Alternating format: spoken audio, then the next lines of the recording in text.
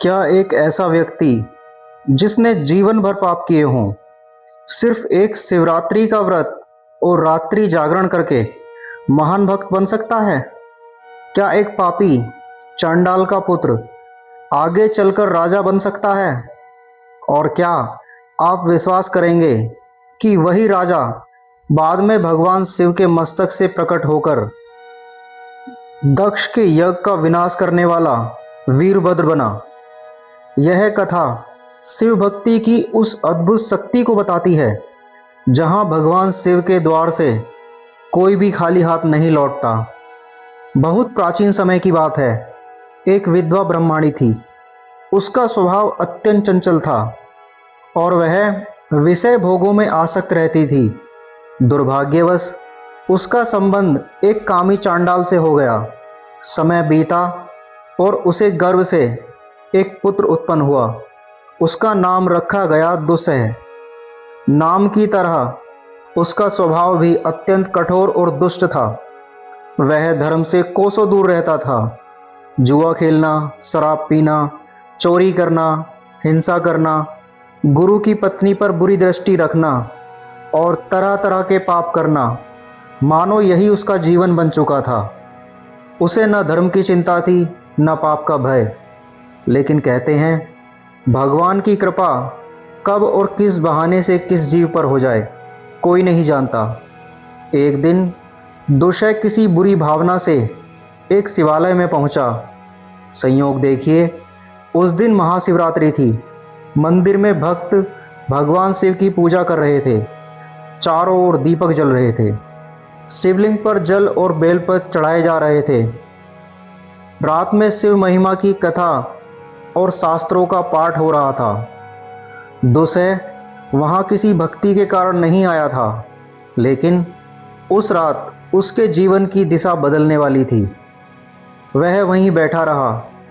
रात बीतती गई, भक्त जागते रहे और दुस्सह भी अनजाने में उपवास और रात्रि जागरण करता रहा। इतना ही नहीं, उसके कानों में भगवान शिव की महिमा की कथा पढ़ती रही। जिस व्यक्ति ने जीवन में शायद ही कभी धर्म का नाम लिया था, वह उस रात अनजाने में शिवरात्रि का व्रत कर बैठा और फिर उसने शिवलिंग के दर्शन किए। उसे उस समय शायद यह भी पता नहीं था कि उसके द्वारा किया गया यह छोटा सा पुण्य उसके भविष्य को पूरी तरह बदल देगा। समय बीत गया। उस एक शिवरात्रि के व्रत और जागरण के पुण्य से दुस्सह को आगे चलकर पुण्य योनि प्राप्त हुई। उसने पुण्यात्माओं के लोक में लंबे समय तक सुख भोगा। इसके बाद उसने राजा चित्रांगद के पुत्र के रूप में जन्म लिया। इस बार उसका नाम था विचित्रवीर्य। उसका रूप अत्यंत सुंदर था। उसमें राजाओं के सभी श्रेष्ठ लक्षण दिखाई देते थे। उसे विशाल राज्य प्राप्त हुआ और अनेक सुंदर स्त्रियां उससे प्रेम करती थी। लेकिन सबसे आश्चर्य की बात यह थी कि इतना वैभव मिलने के बाद भी उसके मन में अहंकार नहीं आया। क्यों? क्योंकि उसके हृदय में भगवान शिव की भक्ति जाग चुकी थी। वह शिव धर्म का पालन करने लगा, शिव से संबंधित शास्त्रों का सम्मान करता और उन्हीं के अनुसार भगवान शिव की पूजा करता। रात्रि में भगवान शिव के समीप जागरण करता, शिव की कथाएं सुनता, उनकी गाथा का गान करता और जब शिव महिमा सुनता तो उसका हृदय भक्ति से भर जाता था। उसकी आंखों से आनंद के आंसू बहने लगते और शरीर रोमांचित हो उठता। धीरे धीरे उसकी भक्ति केवल पूजा तक सीमित नहीं रही, वह प्रेम लक्षणा भक्ति में परिवर्तित हो गई। वह निरंतर भगवान शिव के ध्यान में लीन रहने लगा। शिवरात्रि के व्रत के प्रभाव से उसके भीतर ऐसा ज्ञान प्रकट हुआ कि उसे सभी प्राणियों में समान भाव दिखाई देने लगा। फिर उसे यह अनुभव हुआ कि सभी प्राणियों के भीतर एक ही परमात्मा विद्यमान है। और वह परमात्मा स्वयं भगवान सदाशिव हैं। उसकी दृष्टि बदल गई। अब उसे संसार की कोई भी वस्तु शिव से अलग दिखाई नहीं देती थी। पर्वत में शिव, नदियों में शिव, जीवों में शिव और अपने भीतर भी वही शिव। यह इतना दुर्लभ था कि बड़े बड़े ज्ञानी भी उसके लिए तरसते थे। वह ज्ञान राजा विचित्रवीर्य को प्राप्त हो गया। भगवान शिव की कृपा से उनका अत्यंत प्रिय भक्त बन गया और अंततः शिवरात्रि के व्रत के पुण्य से उसे सायुज्य मुक्ति प्राप्त हुई। लेकिन उसकी कहानी यहीं समाप्त नहीं हुई। भगवान शिव की लीला में अभी उसका एक और महान कार्य बाकी था। दक्ष प्रजापति ने जब भगवान शिव का अपमान किया और देवी सती ने दक्ष के यज्ञ में अपनी देह का त्याग कर दिया, तब महादेव का क्रोध भयंकर रूप धारण कर गया।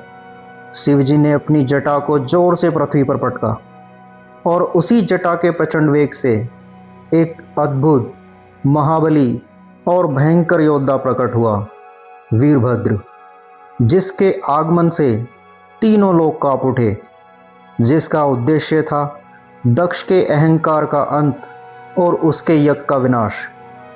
शिव पुराण की इस कथा में बताया गया है कि यही वीरभद्र पूर्व जन्म में राजा विचित्रवीर्य था। सोचिए, वृषतुषय ने अपना जीवन पापों में बिताया था, वही एक छोटी सी शिवरात्रि की साधना के पुण्य से जन्म जन्मांतर में ऊपर उठता गया। पहले पुण्यलोक, फिर राजा विचित्रवीर्य, फिर शिव भक्ति, फिर दुर्लभ ज्ञान और अंततः भगवान शिव की लीला में वीरभद्र के रूप में महान कार्य। इस कथा का संदेश अत्यंत गहरा है। भगवान शिव की भक्ति कभी व्यर्थ नहीं जाती। मनुष्य कितना भी गिरा हुआ क्यों न हो, यदि किसी क्षण उसका संबंध सच्चे भाव से भगवान से जुड़ जाए तो वही क्षण उसके जीवन की दिशा बदल सकता है। इसलिए शिवरात्रि का व्रत, जागरण, शिव कथा श्रवण और शिवलिंग का दर्शन केवल परंपरा नहीं है, यह भगवान शिव की कृपा प्राप्त करने का एक महान अवसर है। क्योंकि महादेव ज्ञानी और अज्ञानी, पापी और पुण्यात्मा सभी के लिए समान रूप से सुलभ हैं। बस एक बार सच्चे मन से पुकारिए, हर हर महादेव, और याद रखिए, जिस पर महादेव की कृपा हो जाए उसके जीवन की दिशा बदलने में देर नहीं लगती। हर हर महादेव।